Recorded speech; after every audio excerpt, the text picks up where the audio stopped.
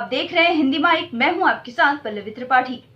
बिहार की सियासत में हलचल मची हुई है। लोक जनशक्ति पार्टी के प्रमुख चिराग पासवान के चाचा पशुपति पारस समेत 5 सांसदों के बागी होने के बाद पार्टी 2 गुटों में बंट गई है।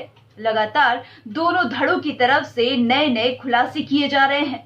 हाल ही में चिराग पासवान के चचेरे भाई प्रिंस राज द्वारा यौन शोषण करने का मामला सामने आया है। बता दें कि स्वाति पटेल नाम की युवती ने प्रिंस राज पर यह आरोप लगाया है। इतना ही नहीं, इस बात का खुलासा चिराग पासवान द्वारा फोड़े गए लेटर बम में भी हुआ था, जिसके बाद से प्रिंस राज मीडिया से मुंह छुपाते नजर आ रहे हैं।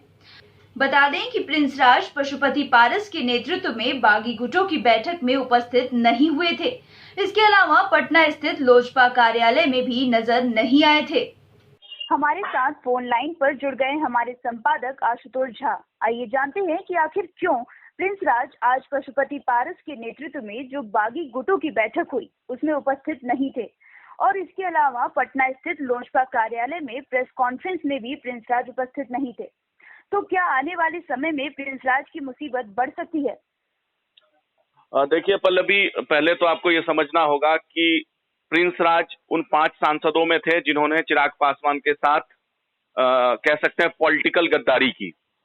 बगावत करने वाले 5 नेताओं में वो भी थे। वो चचेरे भाई थे। जब उनके पिता के निधन की वजह से समस्तीपुर लोकसभा सीट खाली हुआ तो बकायदा चिराग पासवान ने उनको टिकट दिया। उस समय राष्ट्रीय अध्यक्ष चिराग पासवान थे और उनके लिए चुनाव प्रचार किया। उनको जिताने के लिए जो भी एक पार्टी के नेता के तौर पे और एक बड़े भाई के तौर पे करना चाहिए वो सभी काम चिराग पासवान ने किया जी।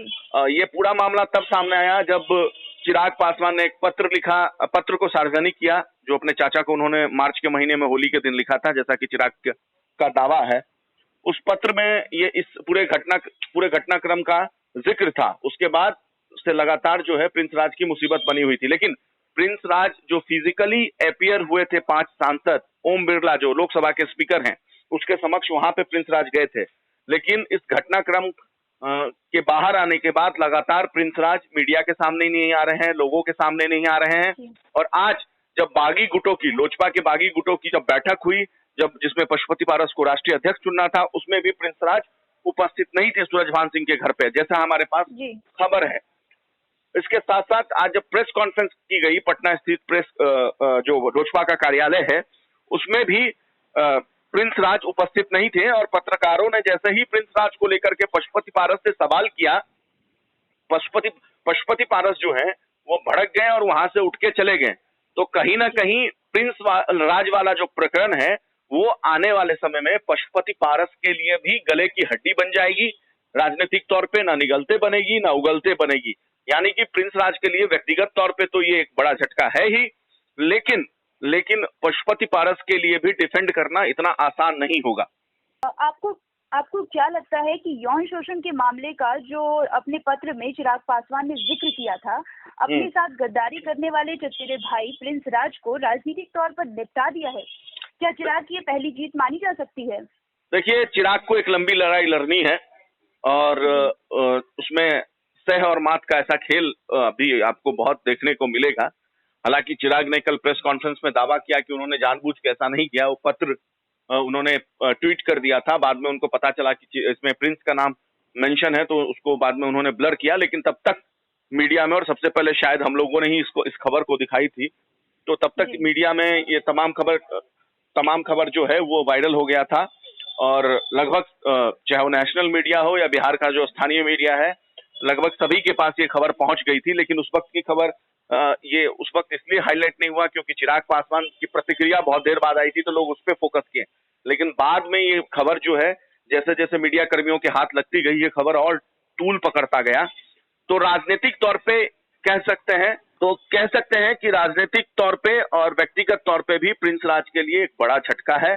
और आने वाले समय में ये देखना होगा कि पशुपति पारस उनका कितना साथ निभाते हैं, क्योंकि पशुपति पारस के लिए उन्होंने अपने भाई से बगावत की थी। एक तरफ चाचा, एक तरफ चचेरे भाई, और जो चचेरा भाई जिन्होंने उनके लिए इतना सब कुछ किया, उनको पार्टी का टिकट दिया, उनको चुनाव जितवाया, उनको बेहद कम उम्र में सांसद बनाया, उस चचेरे भाई के साथ उन्होंने एक तरीके से कह सकते हैं कि राजनीतिक तौर पे धोखा दिया। अब क्योंकि पशुपति पारस के गुट में है वो, तो पशुपति पारस उनको कितना बचा पाते हैं, कितना डिफेंड कर पाते हैं, ये आने वाले समय में देखना होगा। लेकिन प्रिंस राज, मेरा जो अंदाजा है वो आने वाले समय में अकेले अलग थलग पड़ जाएंगे। और राजनीतिक तौर पे अगर कहें तो राजनीतिक तौर पे तो चिराग पासवान ने कम से कम तत्कालीन प्रिंस राज को निपटा ही दिया है। हालांकि जैसा कि चिराग का दावा था कि उन्होंने जानबूझ के उनका ये जो पत्र था जिसमें उनका नाम मेंशन था वो उन्होंने नहीं किया। जब उनको पता चला तो उन्होंने उस लेटर को हटा के और उनके नाम को हाइड करके दोबारा उस पत्र को पोस्ट किया। लेकिन कह सकते हैं जानबूझ के चिराग ने ऐसा किया या अनजाने में किया, प्रिंस राज के लिए बड़ी मुसीबत खड़ी हो गई है इस वक्त। और जिस तरीके से स्वाति पटेल नाम की जो महिला है जिसका जिक्र चिराग ने भी अपने पत्र में किया और तमाम मीडिया हाउस को उसने अपना इंटरव्यू दिया उस महिला ने। हालांकि हम उस महिला का नाम इसलिए सार्वजनिक कर रहे हैं क्योंकि वो ऑलरेडी वो मीडिया में इंटरव्यू दे चुकी है, नहीं तो हम उसका नाम सार्वजनिक नहीं करते। लेकिन उस महिला ने बाकायदा शिकायत भी दर्ज की है। तो कह सकते हैं कि तत्काल तौर पे चिराग ने अपने एक राजनीतिक दुश्मनों को जिसने उनके साथ गद्दारी की उसको उन्होंने फिलहाल तो निपटा ही दिया है। जी। इस मामले में एक और बड़ा सवाल लोगों के मन में है कि क्या भविष्य में प्रिंस राज की गिरफ्तारी हो सकती है और क्या होगा उनका राजनीतिक भविष्य, आपको क्या लगता है? देखिए, गिरफ्तारी तो मैटर करता है। दिल्ली पुलिस के पास ये मामला है। दिल्ली के कनॉट प्लेस में स्वाति पटेल नाम की महिला ने आरोप लगाया है। इससे पहले प्रिंस राज ने भी बाकायदा उस महिला के खिलाफ ब्लैकमेलिंग का केस दर्ज करा रखा है। और अभी जो खबर है उसमें जो एफआईआर में या अपने शिकायत में शायद प्रिंस राज ने कहा है कि हाँ, उनके और उस महिला के बीच में शारीरिक संबंध हुए थे। उनको लगा कि वो प्यार में थे, लेकिन बाद में वो महिला उनको ब्लैकमेल करने लगी, 1 करोड़ रुपया मांग रही थी। तो प्रिंस राज ने पहले भी इस मामले को दर्ज किया है। स्वाति पटेल नाम की महिला को ने अपना अलग तर्क दिया है कि उनके साथ शोषण हुआ, शारीरिक शोषण हुआ, उनकी अश्लील वीडियो बनाई गई। इसके साथ साथ उनका जो है उन्होंने 1 लाख रुपया बाकायदा प्रिंस राज को दिया, जिसका वो दावा कर रही है कि बाकायदा उनके पास सबूत है। तो अगर आईपीसी के तहत जो इस तरह के मामले में अमूमन होता है कि आईपीसी की धारा 376 के तहत 376 के तहत मामला दर्ज होता है। अगर एफआईआर दर्ज होता है तो यह मामला दर्ज होगा।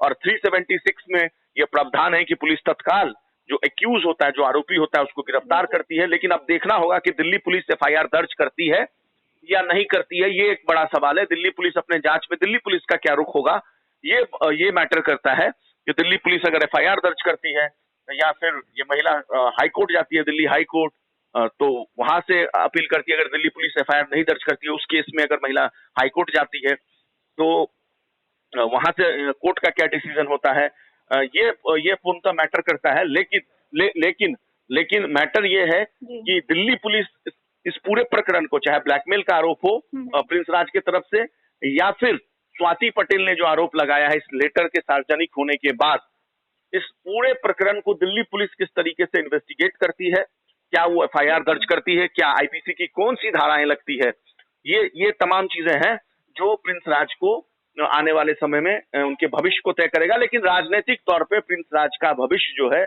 पॉलिटिकल फ्यूचर जो है, वो एक तरीके से खतरे में है, खतरे में। और उसका सबसे बड़ा सबूत ये है कि आज वो प्रेस कॉन्फ्रेंस में नहीं आए थे, कार्यकारिणी की बैठक में, जो बागी गुटों का जो कार्यकारिणी का बैठक था उसमें नहीं आए थे। तो कहीं ना कहीं प्रिंस राज की मुसीबत तो बढ़ गई है, इसमें कोई दो राय नहीं है। इसलिए वो मीडिया को अवॉइड कर रहे हैं, बैठकों को अवॉइड कर रहे हैं, सार्वजनिक जो मीटिंग्स है, पब्लिक मीटिंग्स, उसको अवॉइड कर रहे हैं। लेकिन वो याद आपको होगा, आपने भी वो तस्वीर देखा होगा कि ओम बिरला के घर पे, ओम बिरला के से जब मुलाकात हुई थी, ऑफिस या घर जहां पे भी, तो बाकायदा प्रिंस राज वहां गए थे चारों सांसदों के साथ, अपने चाचा के साथ। तो कुल मिलाकर के ये कहा जा सकता है कि पॉलिटिकल तौर पे तो प्रिंस राज का फ्यूचर खतरे में है ही। अब मैटर करता है कि उनके चाचा पशुपति पारस उनका कितना साथ देते हैं, और इसके साथ साथ दिल्ली पुलिस की क्या भूमिका होती है, दिल्ली पुलिस अपने जांच में क्या पाती है, क्या स्वाति पटेल जो है उसके दावों में कितनी सच्चाई है, क्या स्वाति पटेल अपने पक्ष में कितना सबूत दे पाती है, दिल्ली पुलिस इन्वेस्टिगेशन में क्या पता कर पाती है, ये मैटर कर सकता है। ये भी हो सकता है कि इसमें दुपक्षीय जो है मामला बन जाए, स्वाति पटेल के तरफ से भी मामला बन जाए और इसके तरफ से भविष्य में कॉम्प्रोमाइज भी हो सकता है। बहुत सारी चीजें होती है, लेकिन फौरी तौर पे ये कहा जा सकता है कि प्रिंस राज की मुसीबत पड़ गई है और बेहद कम उम्र में उन्होंने अपनी राजनीति शुरू की थी और इतने छोटे से उम्र में अगर इस तरीके का आरोप लगता है तो जाहिर सी बात है कि पॉलिटिकल फ्यूचर पे तो कहीं ना कहीं प्रश्न चिन्ह लगेगा। तो मुसीबत कम होने नहीं वाली है प्रिंस राज की फिलहाल। और कह सकते हैं कि पारस गुट में एक तरीके से चिराग पासवान ने ये जो लेटर बॉम्ब फोड़ा, उसके बाद एक तरीके से बड़ी कह सकते हैं चैलेंज पारस गुट के लिए खड़ा कर दिया है।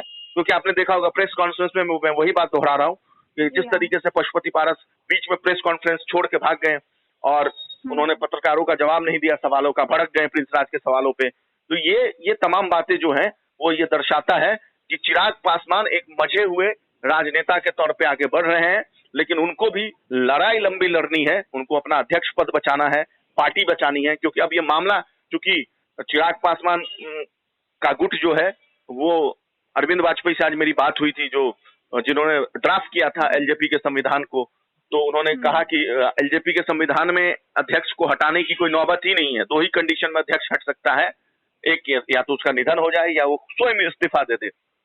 5 साल तक का कार्यकाल होता है। चिराग पासवान का बतौर अध्यक्ष 5 साल का कार्यकाल नहीं पूरा हुआ है अभी।